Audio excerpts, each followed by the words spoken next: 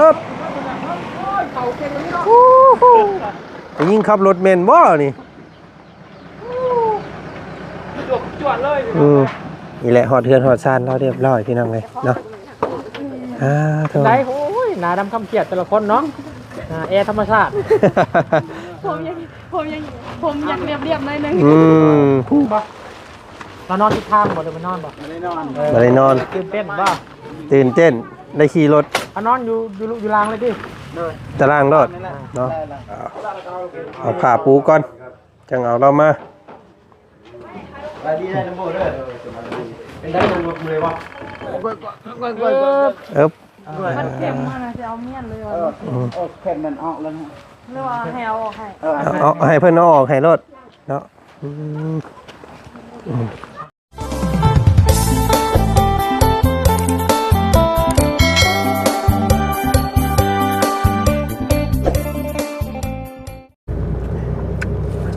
พี่น้องเลยเนาะตัดภาพบรรยากาศมาทางพี่ทางพวกเฮากำลังจี้ก้นรถมูลนิธิพรหมเทพอยู่พี่น้องเลยเนาะทางพี่ก็เอียงเนาะบาดนี้ปูหิวเข่าเท่าพี่น้องเลยพี่ทางนี้ก็ได้เนาะเป็นสายป้อนให้เพิ่นอยู่ทางนี้หิวเข่าคนรับกันมาคนเดียวเอาพี่น้องเลยเนาะสามสาวเพิ่นมูลนิธิเฮาก็ได้เนาะฮอดจอดถึงเซโปนแล้วพี่น้องเป็นบรรยากาศตอน 4 โมงแรงขาดเกินคาดเนาะคาดไว้ว่า 3 โมงกว่าว่ะ 4 โมงตรงพอดีพี่น้องเอ้ยทุกเนาะว่าซาแต่ซัวว่าซั่นซะเนาะเราก็เปลี่ยนคนขับกันแล้วเนาะพี่น้องเอ้ย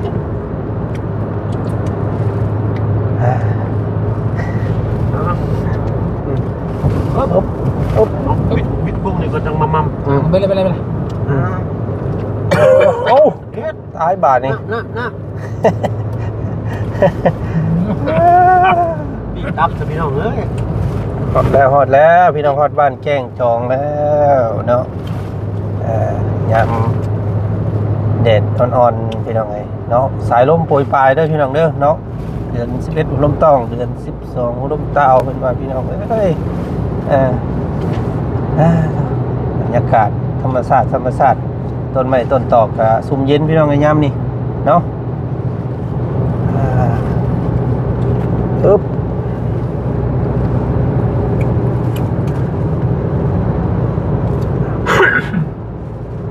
มาแล้วเก่งจองอึ๊บ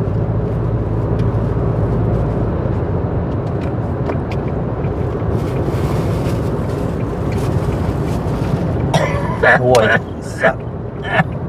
หมามหัวสนามสวยสมางเอ้าจะมากระแค่นบาทนี่ได้เข่าติดคอได้ตายแล้วนี่เลยอยู่ฮักละลาย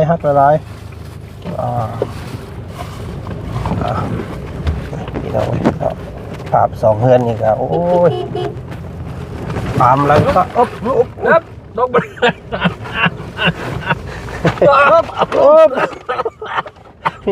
น้ำโอ้ยกินน้ำกินได้ก่อนตายก็เป็นได้ดิโอ้ย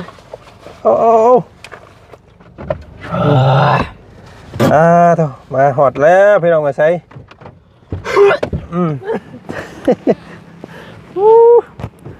ปลูมาเลยทางนั้นก็ได้เนาะปึ๊บโถหอดบ้านหอดช่องเลยเด้อพี่น้องเลยเนาะเพียนหอดซานเลยมาเลยก่อนก็ได้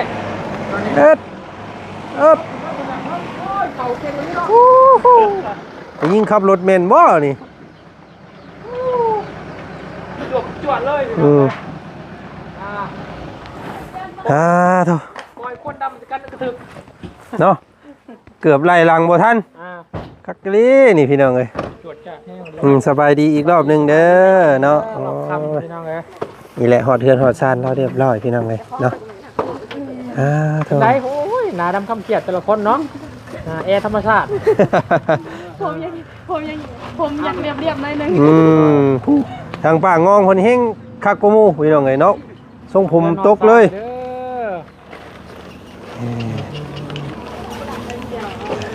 เอาเนาะขนเข่าขนของลงก่อนบาทนี่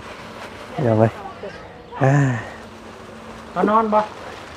เรานอนทิศทางบ่เดี๋ยวไปนอนบ่ บ่ได้นอน ตื่นเต้นบ่ ตื่นเต้นได้ขี่รถ เอานอนอยู่รางเลยดิ ตารางรถเนาะเบิ่งได้พี่น้องไงเนาะเป็นมุงยู่นั่นครับ หาบอลปูสารเราก่อนเด้อปูเตียงก่อนปูสารปูเสือเรียบร้อยก่อน เอาทักทายสบายดีพ่อแม่พี่น้องมัดสุขุสุขคนวันนี้มาฮอดจอดถึงบ้านของแม่น้องวิแล้ว ธรรมดา ธรรมดาบ่ แต่ว่าอยากนอน เ ผมไม่ได้นอน2-3 คืนคืนที่4เลยตอนนี้ มีผู้เปลี่ยนอยู่บ่ครับรถมีผู้เปลี่ยนผู้เดียวเลยผู้นั้นเด้ครับเปลี่ยนบ่ ก็เป็นเตลบริต่อไปกับพี่ ยังบ่มีไว้ครับพี่ ครับ เนาะโอ้ยคำมั่งไม่ดีก็ให้แล้วเนาะอะไรลูกจะบ่ ใช้ให้เพิ่นปูสาดปูเสื้อก่อนบ่ แม่น ธรรมดาคืออีกหน่อยธรรมดา เรียบร้อยก่อน โอ้ยมาปัด ใครเป็นคนเอาเล็กอันนี้คน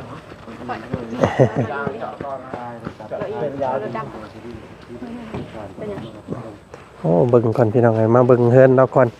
เนาะป้างองก็ทำความสะอาดบ้านได้ดีเลยนี่พี่น้องไงเนาะเกลี้ยงกวายสะอาดสะอ้างเนาะโอ้ใช้มุงรับมุงนอนนี่เนาะตู้เย็นก็อยู่นี่พี่น้องเอ้ยเนาะเปิดออกก่อนก็ได้เป็นอันพวกบานประตูต้อนรับลมก่อนเนาะอึ๊บเอาปัดเนาะอึ๊บเอาผ้าปูก่อนจังเอาเรามา ดีได้น้ำโบด้วยเป็นได้น้ำมือวะมือเนาะมือได้จะไป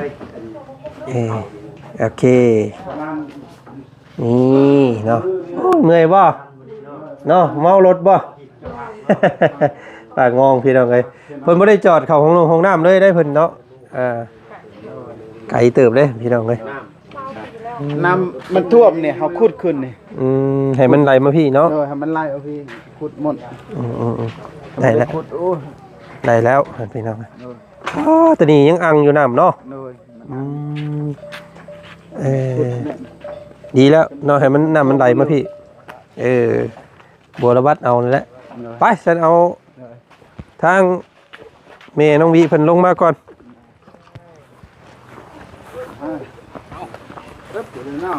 ขอเรื่องหน่อยซ้ายเด้อ หอดแล้วเด้อ มันเข็มมากนะจะเอาเมียนเลยว่ะ โอ้แผ่นมันออกแล้วนะ หรือว่าให้เอาออกให้ เอาให้เพิ่นเอาออกให้รถเนาะ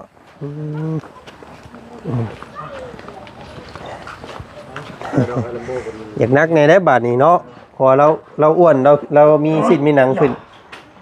น้ำเก่าว่าไอ้โบ โอ้หนักเก่าละ หนักเก่าแล้ว ให้เรานั่งมึงอยู่ ลองนั่งเบิ่งใหม่ลายโบ นอนดนเลย มันจะกู้ไหม ตะกู้น้องนั่งก่อน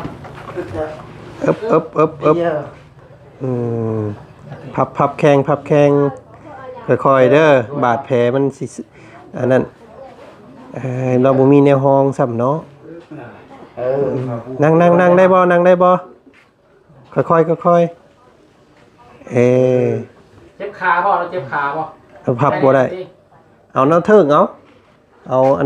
าสาดเอาเสื้อเอาน้ำมาห้อง พี่ก็ได้เราเถิงกันได้บ่ มันไม่ไปชมแม่อยู่ข้างในพุ่นให้ลูกไปเขาข้างในพุ่นไปเอาไปในพุ่นเปิดมันเราคิดฮอดลูกได้หั่น ตอนนี้เลยสบายดีทั้งหลาย ดินจะโดน อิงระวังเด้อไ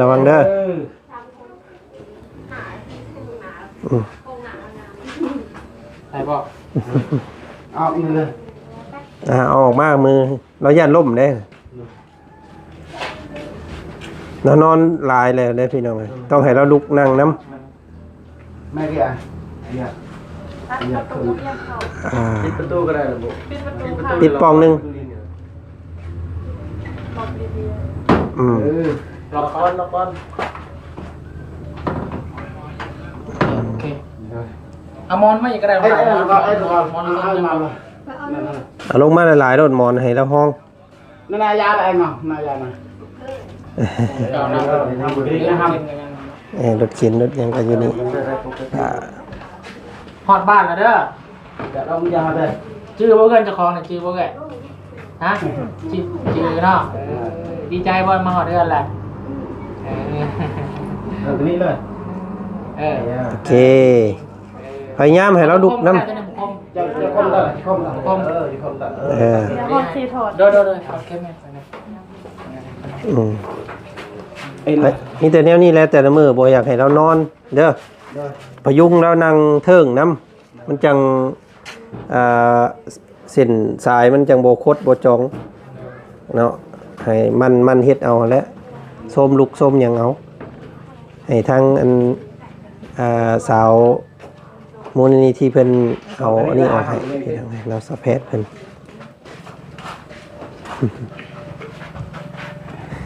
เราเก่งเนาะ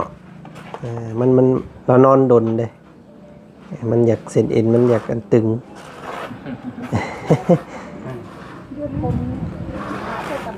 อยู่ในบ่อ อืม อยู่ในบ่อ อืม แล้วมีแม่กลับมาเลยดีใจอยู่บ่ดีใจเนาะ อยู่น้ำเมเด้อบัดนี้เด้ออยู่น้ำเมเนาะเอาเข่าวเอาน้ำให้เพิ่นมาพี่มาอยู่เขาของความเฮียนกับเขาอยู่พี่ก็ได้เนาะ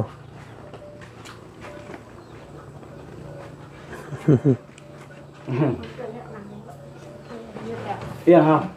เนาะ เอาน้ำให้เรากินแน่ให้เรากินอยู่บ่ลำทาง กินได้ทาง กินมักไม้พ่อ ตะกี้แบบบ่เห็นโครงนุ่มด้วยได้พี่น้องเอ้ยอันนี้หน้าเอิกเราก็มีขึ้นได้บาดนี้เนาะสิเป็นผู้สาวขึ้นใหม่เด้อบาดนี้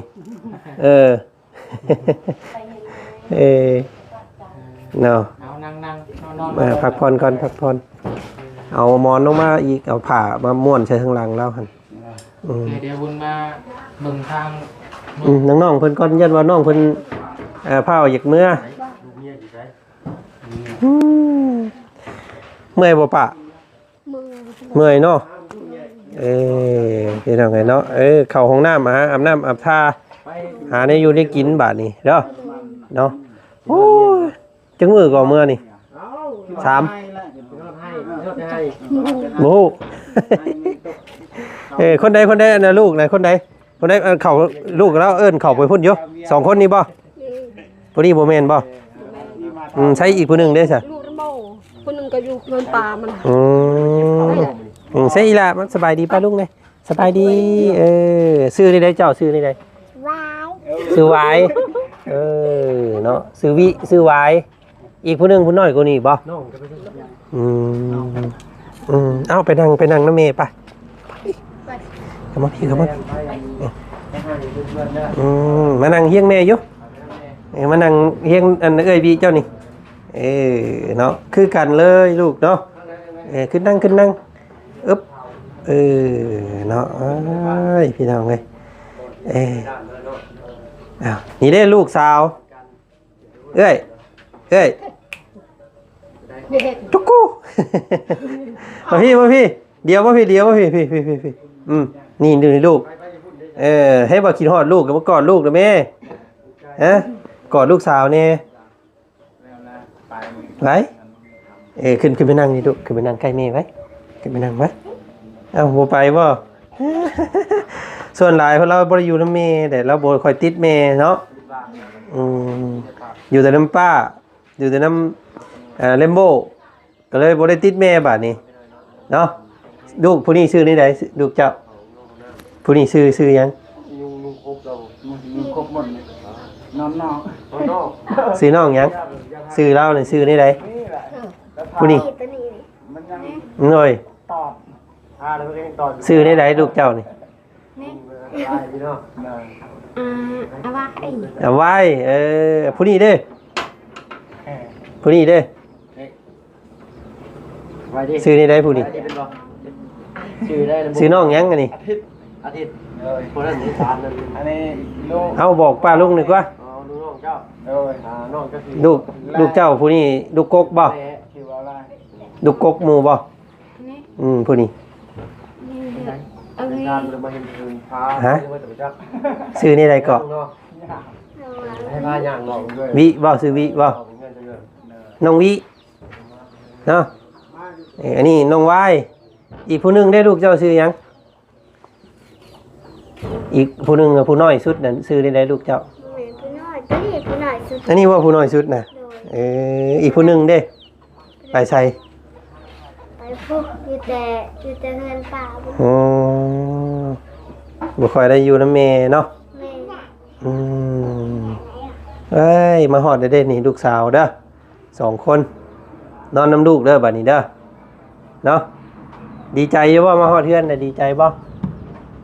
ดีใจอยู่บ่ดีใจอยู่บ่ ดีใจ ดีใจเนาะมาฮอดเฮือนเนี่ยเนาะจุดงเฮาเนาะ เฮือนงามพี่น้องเอ้ยเนาะ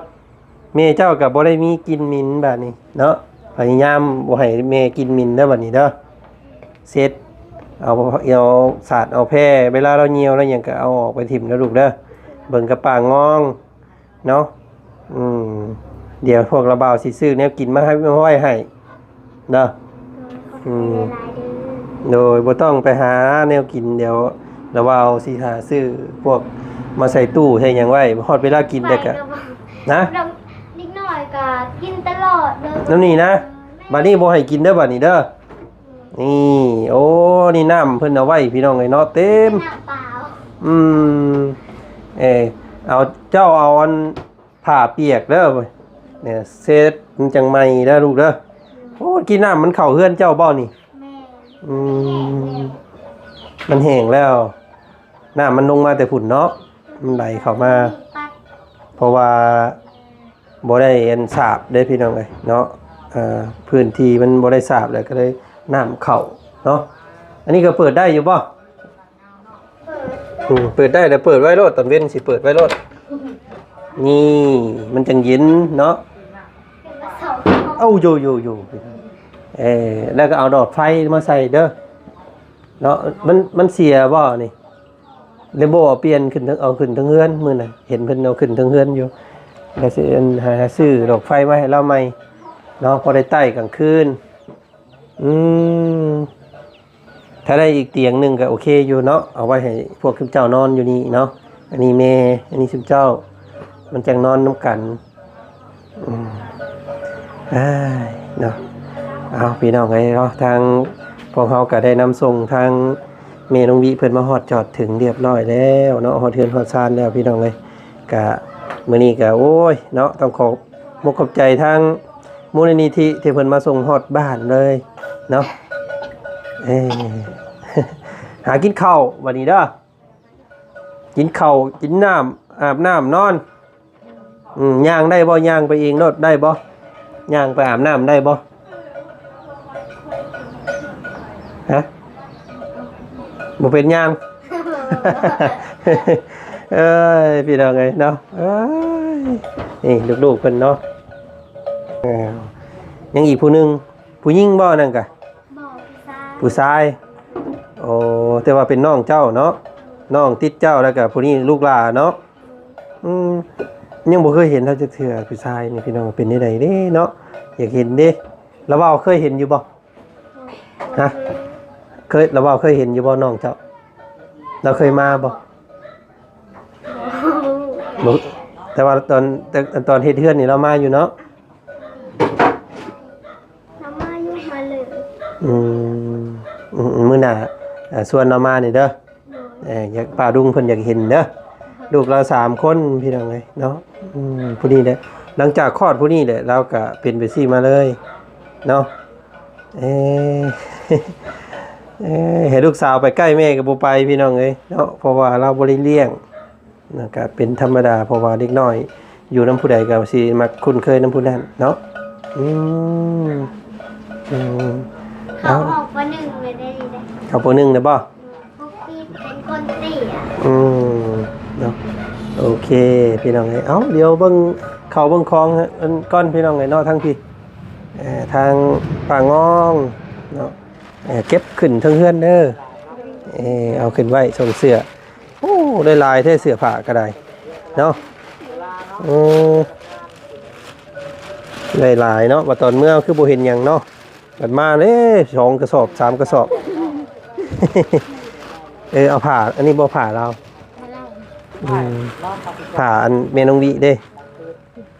เอาไปมูลรังให้เรานี่ผ่าเมนองวิ ขอบใจร้ายดีๆนะคอยขับมาเด้อ เดินทางปลอดภัยเด้อโดยขอบใจหลายๆเด้อโดยขอบใจเนาะ เมื่อก่อนค่ะก็มาอันนะมาบ้านอย่างดูบ้านดง อ๋อมาบันดงโย แม่น อ๋อโดยมาหับเคสอัน มาส่ง โหมาส่ง ส่วนหลายมีแต่มาส่ง โดยเนาะเดินทางปลอดภัยเด้อ มาหับเลยไอโยดคนสิแลนเองเพราะว่ามันสิไวกว่า อ๋อ ก็แลนคนโบราณ แมนโยพี่น้องไกซาเป็นนายโยนี่รับรองเลยบ่ทันเราแน่นอนมื้อนี้เนาะแต่ว่านี่ยังทันเราโยเนาะตามก้นเพิ่นโยพี่น้องไงคอยมาคำนึงความปลอดภัยแหละเนาะกับน้องๆเพิ่นก็เป็นผู้หญิงขับรถขับล่างก็บ่คือผู้ชายเด้อพี่น้องเอ้ยเนาะก็เอานี่ไหนก็ขอบมุกขอบใจทางทีมงานของไอ้โยดหลายๆพี่น้องเอ้ยเนาะมูลนิธิพรหมเทพเนาะประจำสวรรณเขตเฮาเนาะนี่แหละเบอร์โทรพี่น้องเอ้ยเบอร์โทรเพิ่นก็หายไปตัวนึงเนาะ030เด้อพี่น้องเด้อ เอาถอยหลังลงมาพี่เลยแล้วก็เสียบหัวออกเลย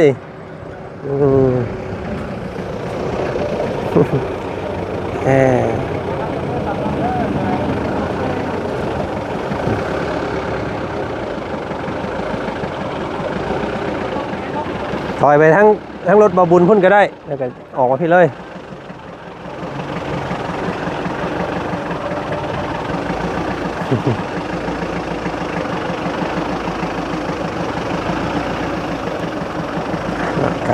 ทางบาบุญเพิ่นกระจายค่าน้ำจิ้มน้ำใจเป็นราคาน้ำมันให้ทางน้องๆเพิ่นเรียบร้อยแล้วเนาะพี่น้องไงเนาะขอมุกขอบใจหลายๆเพื่อนเราก็ไม่ตลอดได้พี่น้องเพราะว่าเป็นสีไม้สักทองเนาะเป็นสีไม้สักทองแล้วก็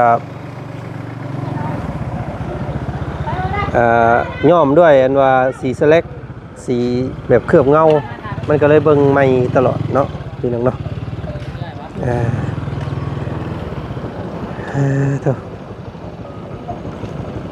มาหับน้องนางน้อยบ่ว่าสิให้น้องนางน้อยเพิ่นมาอยู่พี่เลยได้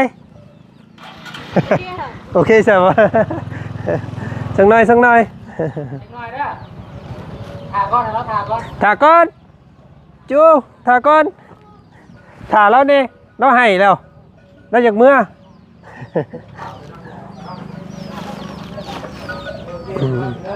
เอาขึ้นทั้งเพื่อนป้าเอาขึ้นคนอยู่ทั้งเพื่อนพุ่นก็ได้ไป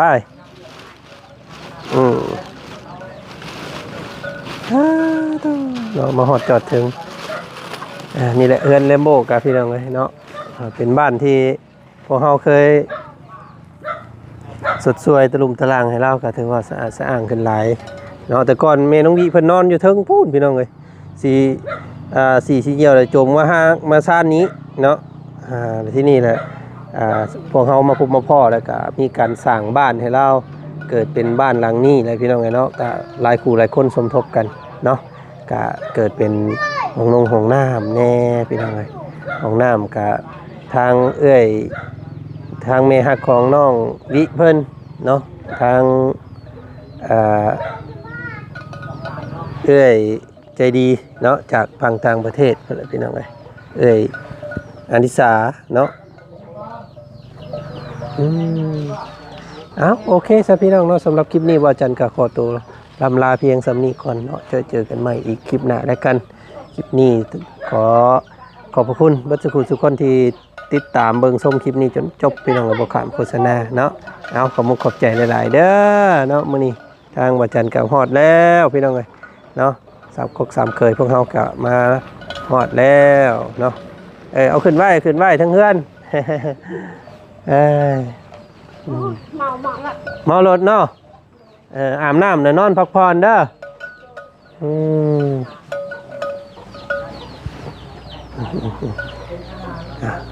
นี่แหละลูกแลมโบคนอันนี้ผู้หนึงแล้วก็อยู่ในท้องผู้หนึงเนาะเอาโอเคสพี่น้องสำหรับคลิปนี้ว่าจันกสิโคโตโจสำหรับคลิปนี้อีกก่อนเจอกันใหม่อีกคลิปหน้าแล้วกันเด้อคลิปนี้สักทายสบายดีเนาะว่าผู้เราปลูกหัวสิงไข่เนาะป้องกันดินสไลด์ดินลมได้ดีได้พี่น้องเอ้ยเนาะหัวสิงไข่นี่ซอยได้หลายโอ้ยงามเด้พี่น้องเอ้ยวิวเนาะวิวบ้านซองเฮือนซานงามนะเป็นแบบธรรมชาติสูตรอากาศแบบกินเคมีช่วงเช้าเนาะก็ถือว่างดงามไปซะพี่น้องเนาะคลิปนี้ไปแล้ว